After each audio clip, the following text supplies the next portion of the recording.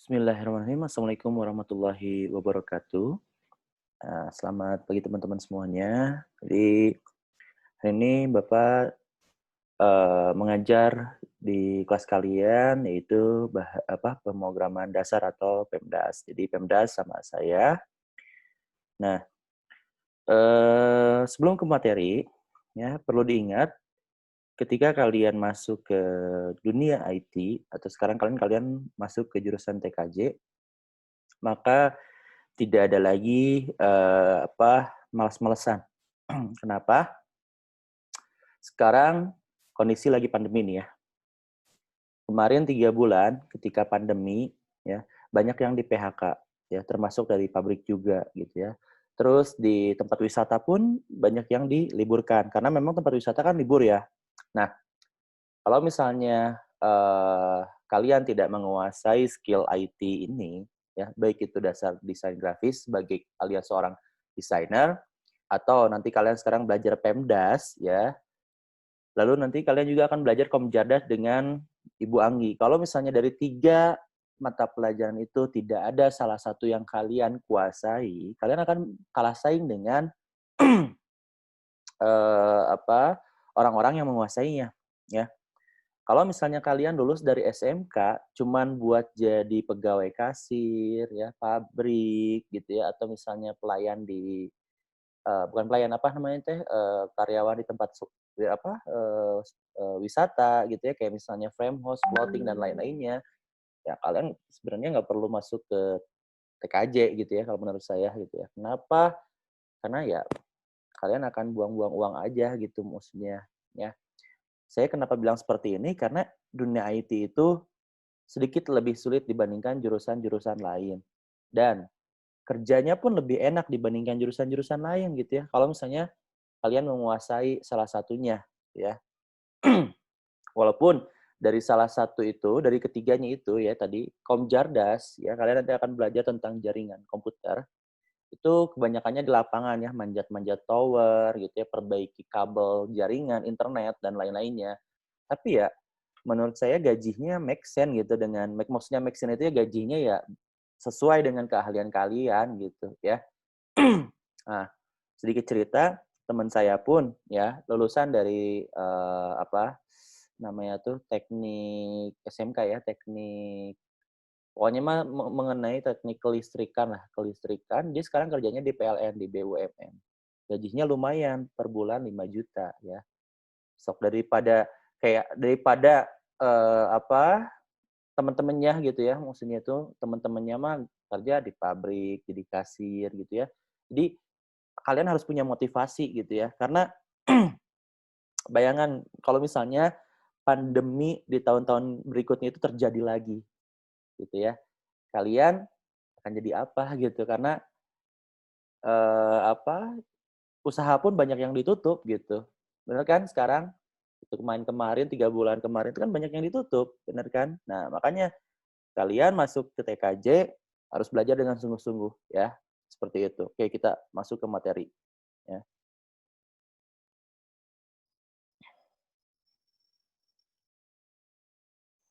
Nah, sudah terlihat, kita akan belajar tentang pemrograman dasar ya.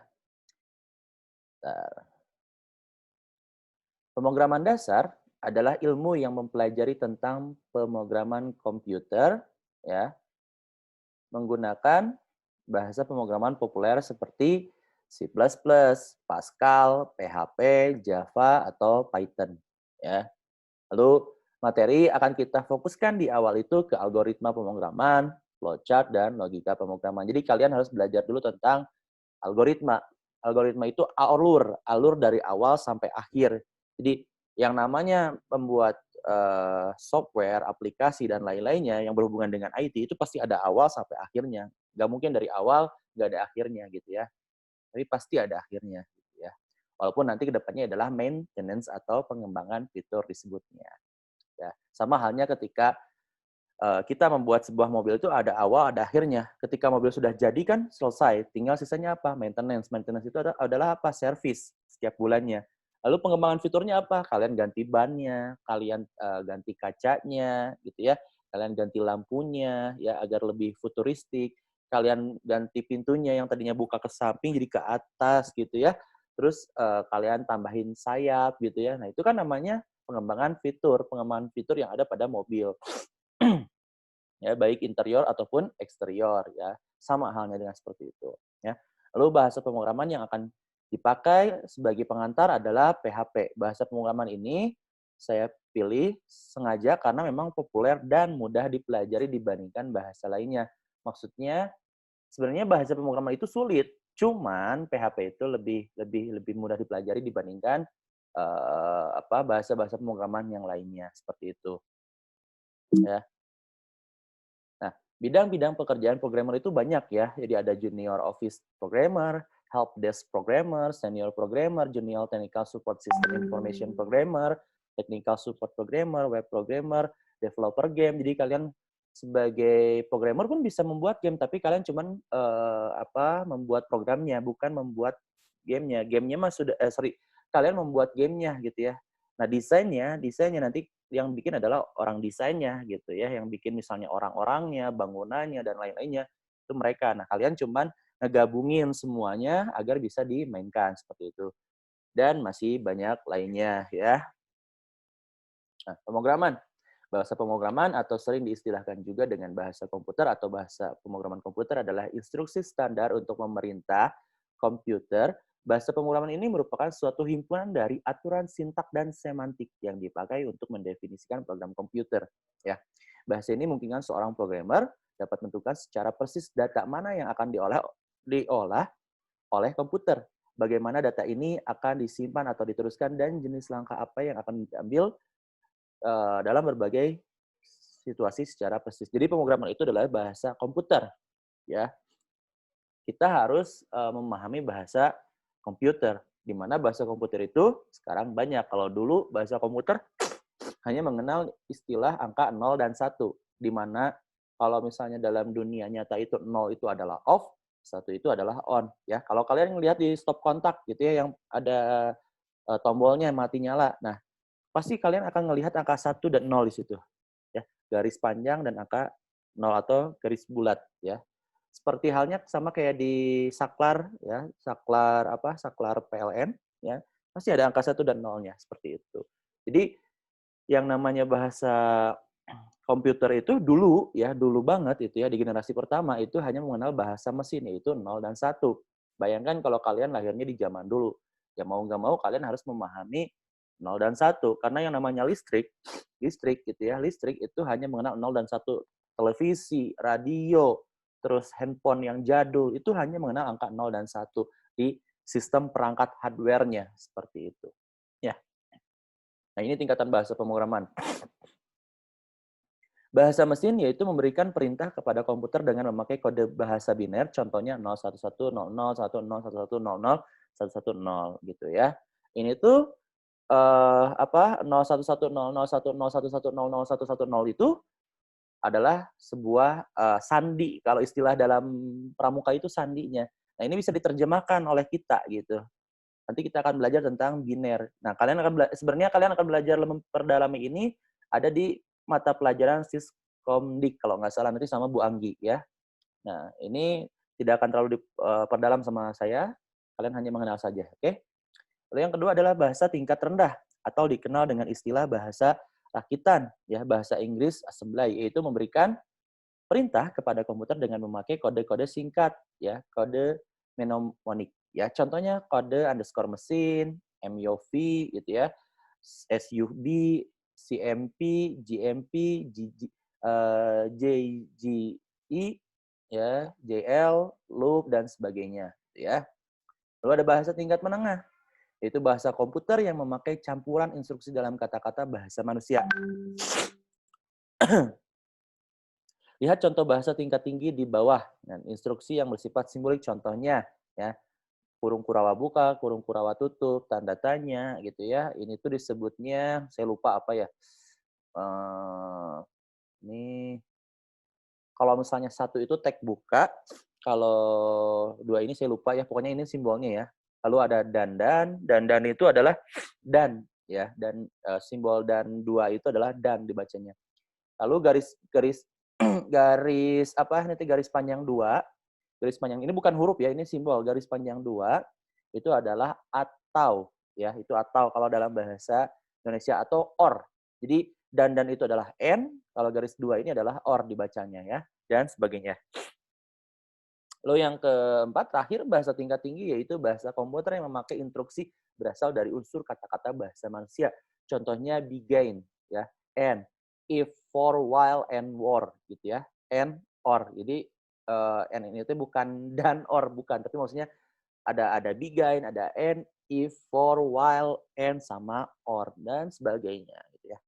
Komputer dapat mengerti bahasa manusia ini atau itu diperlukan program compiler atau interpreter.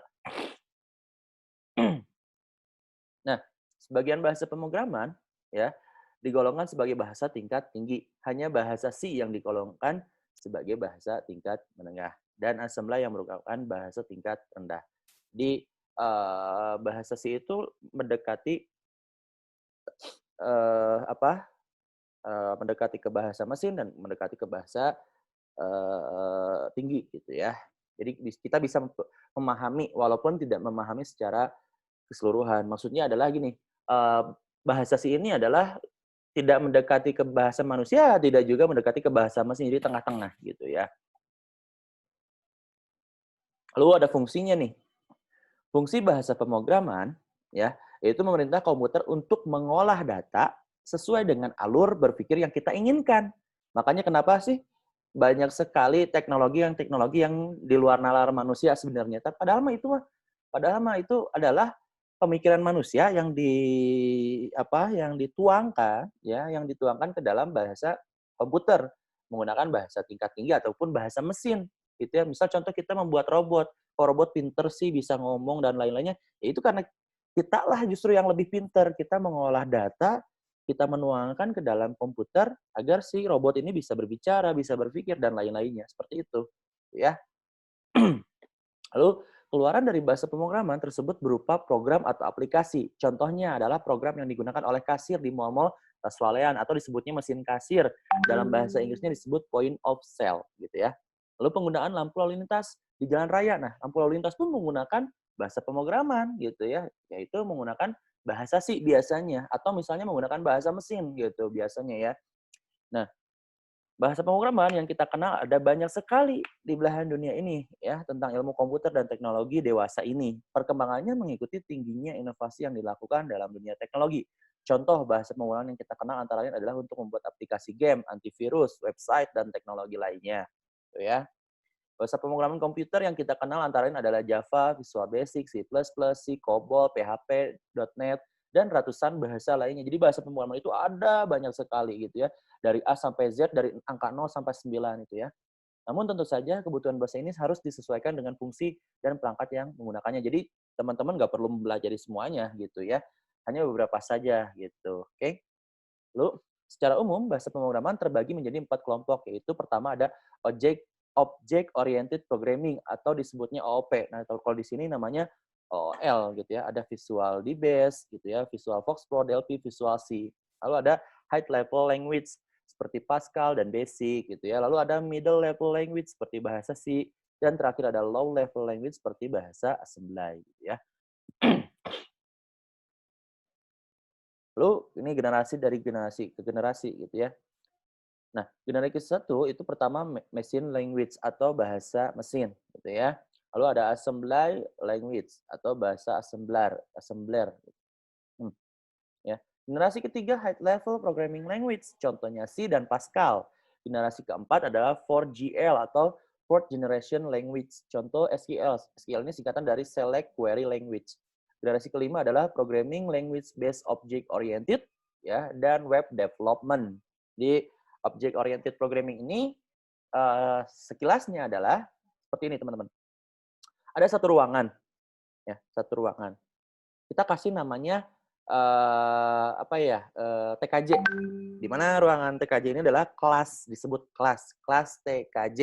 Di dalam kelas TKJ itu ada beberapa kursi, ada beberapa bangku, dan ada beberapa siswa. Jadi object oriented programming ini istilahnya adalah kita bisa mengklasifikasikan atau mengkelompokkan ya agar si data ini tuh tidak tercampur dengan data lainnya seperti itu. Nanti kita akan belajar ini di bahasa pemrograman PHP ya.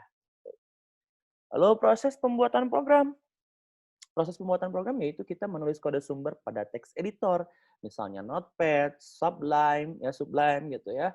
Lalu ada Atom dan lain-lainnya. Kemudian mengubahnya menjadi bahasa mesin yang bisa dieksekusi oleh CPU. CPU ini adalah apa ya? Saya lupa. Control Panel Unit gitu. Saya lupa. Nanti teman-teman bisa cari aja ya. Saya lupa singkatannya apa. Proses mengubah kode sumber atau source code menjadi bahasa mesin atau machine language. Ini terdiri dari dua macam, yaitu kompilasi dan interpretasi.